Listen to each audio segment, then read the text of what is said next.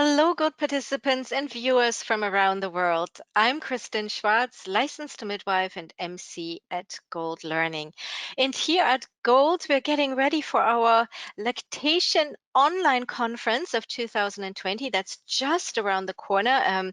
March 30th, we get started with our keynote presentation that are open access and available to everyone, of course. And before we start the conference, what we like to do here at Gold is get together with our speakers so you can meet them before the conference. We'll talk a little bit about their work, their professional background, where they are in the world, and of course, then we will talk about the presentation as well.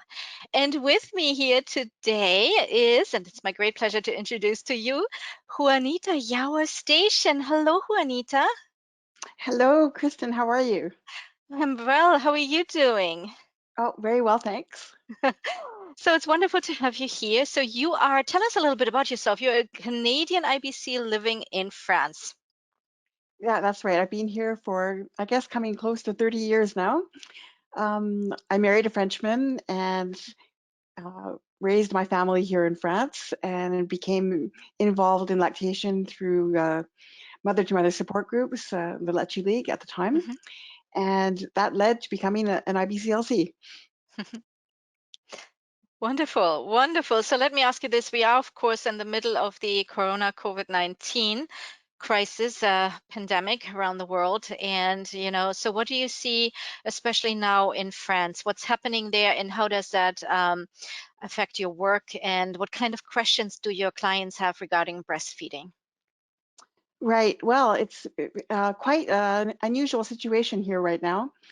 In France, we are required to stay at home and to only go out for buying food or medical reasons. And to do so, we have to actually print out a statement where we explain why we are out in the road, and we can be controlled by police and Mm. pay a fine if we don't have the piece of paper saying that we're out to walk the dog. So it's becoming quite serious here Uh-huh. because Uh-huh. the number of people being infected is really growing incredibly. So they're just trying to stop the speed of contagion as much as possible. So Mhm. a lot of mothers are, of course, very concerned. Yeah. Um, Personally, for my practice, I'm now doing Skype consults and even Mhm. telephone consults to Mhm. avoid visiting uh, family homes. And in any Yeah. case, it's required now.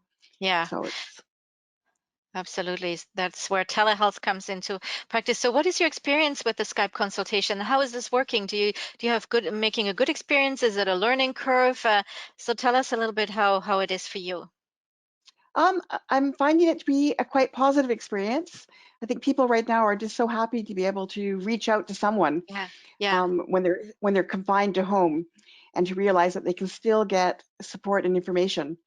Though it's quite different not to be able to have hands-on Yeah. or physical closeness, proximity, but you can Mhm. actually cover quite a lot of information indirectly. Mhm. And I think more than anything right now, people need the support. Uh, Right. Right. I can imagine many people will have questions about safety of if if they contract the virus, is the breast milk still safe for baby? I mean, we just still know so little, right? yeah, we Yeah. know so little, but all the evidence tends to indicate that this virus, like other viruses, does not contraindicate breastfeeding at all, and Right. that if anyone in the family or in the immediate vicinity has been affected, the baby has been exposed as well, and breastfeeding is the best protection that one could provide. So, Absolutely. Yeah, yeah. absolutely. That is a very good point. Well, I'm glad to hear that your practice is going well, that the Skype is working, and you're still able to support your families there, and they are so for them it's so wonderful that they can reach out to you there as well via Skype and still get the support. Yeah, it's very important. I mean, even some moms who were planning on going back to work soon. Yeah. Yeah. I had scheduled visits for women who wanted to know how to wean their baby because they weren't sure they were going to continue breastfeeding while they were at work. Mhm.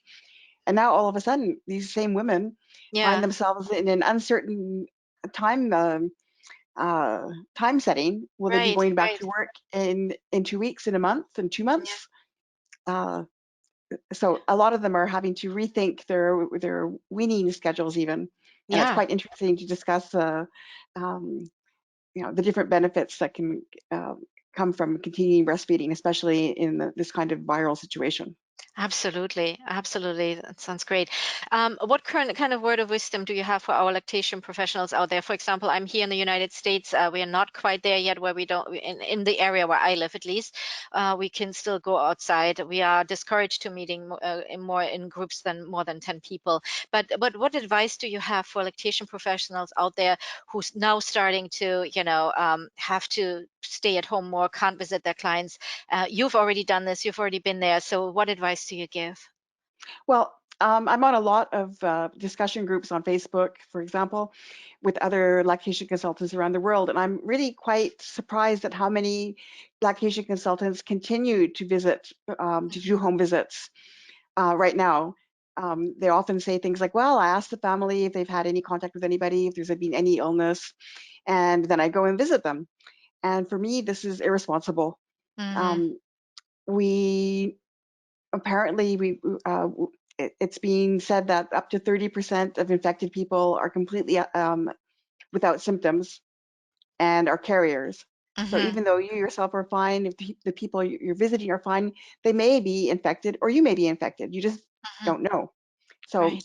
my word of wisdom would be please stay home. Mhm. Moms need you, but they don't need to be infected by you. Yeah, that's a very good point. And yeah, you don't know what other family members are there, the elderly, maybe some, family members with a weakened immune system and so on. We definitely don't want to bring, the virus to them or the other way around, Exactly. contract it and then take it to, other places as well. Yeah. Thank you for your wise words there. There you go. I don't want to sound preachy, but I really think it's a health imperative now. Right. Yeah. Thank you. So let's talk also about your presentation, and this is quite exciting. I'm really looking forward to this. Your presentation is titled "What's New with the International Code on the Marketing of Breast Milk Substitutes." It's not just about formula. So talk a little bit about this, and also to our listeners, maybe who are new to the field of lactation, who are just maybe considering to becoming IBCLCs or lactation professionals. Number one, what is the WHO code? That code, and tell us a little bit of what you will go over in your presentation.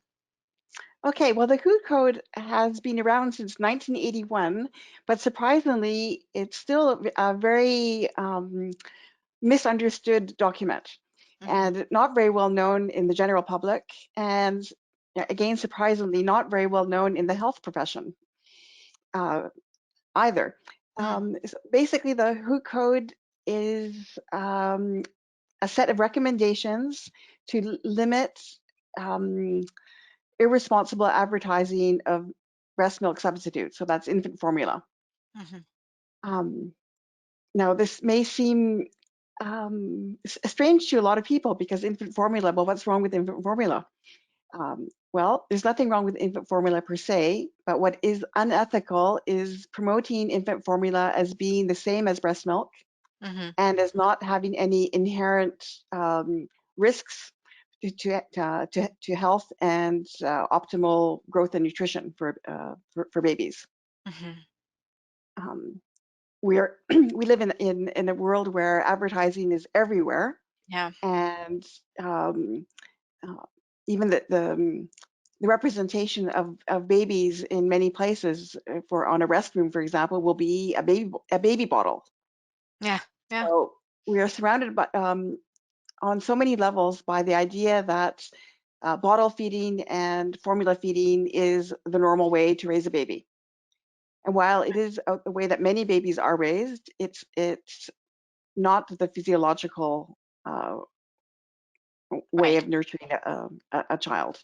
Hmm. So um, the point actually of the code is to make sure that parents get all the information they need to make their feeding choices wisely. Hmm. Um, there's so much to say. I don't know where Yeah, to stop. I know. No, thank you. This is great information. Absolutely, and you're so right. When we think of like even the symbols, or even if you buy a baby doll for for your child, or for as a present, you see often that baby doll comes with a little bottle. As- we're so Exactly. used to all this, and we don't even question it because it has been so the messaging has been so powerful. We're inundated with that. So yeah, we kind of it's easy to lose track what is, what is going on there. So yeah, so I do understand, and I do believe the code is very important. And now you're also focusing on what's new with the code, right? That's also what's in your presentation there. Yeah, well, as I said, the code really all began in 1981, but Mhm. every 2 or 3 years there are World Health Assemblies where the code is in a certain way brought up to date, where new Mhm. issues come into play and where new points and recommendations are made and voted upon by the member states of the World Health Assembly, which is, Yeah. uh, all of our countries. Um, so, new things in the code. Up until fairly recently, code recommendations were aimed at restricting advertising for infant formula in the first 6 months. Mhm. And now that has become extended to Mm. all infant formula and toddler milks and growth milks, and even to foods that can substitute or take a place of breast milk in a child's diet up to 3 years. So it's gotten much, much wider than Yeah. formula. We are really looking now at infant nutrition and the baby food industry, and not just formula, Not just including foods for infants and young children. That's great, and so needed, because yeah, you're right, because before we were always, when we thought of the code, formula substitutes like that, but now expanding it, that is absolutely very valuable, and I'm very excited to find out more about this in your presentation, Juanita. Well, I'm looking forward to talking about it. Thank you so much for sitting down here with me and chatting a little bit about your background and about the presentation. We're looking forward to it, and please stay safe, and thank you for all the wonderful work you're doing out there for these families. Well, thank you, you too. It was great talking to you, and you too. Stay safe. It's such a strange situation we're in. We have to stay strong and Mhm. stay as healthy as possible. Absolutely. Thank you. Yes, you're right. And now for our listeners here, the presentation will be available live, or will be live on April 18th. And to find out more about the Gold Lactation Online Conference of 2020, we have over 30 expert speakers. We have over 28 hours of accredited information for you, and live presentation. Everything is recorded. And since many of us can't leave the house, this is an excellent opportunity for you to reach out, to be with other passionate professionals in the field from around the world. We have over 3,200 people from over 80 countries participating in this global conference here. So please make sure you check it out and find out what's new in your field, and also use this conference to connect with your fellow professionals there online, and reach out and keep the discussion going. You'll find out about all the presentations in the conference on our website goldlactation.com, and I want to make sure that you all know we have closing and opening keynotes that are open access, so completely free of charge. Go to the website, sign up for those. Make sure you participate in that.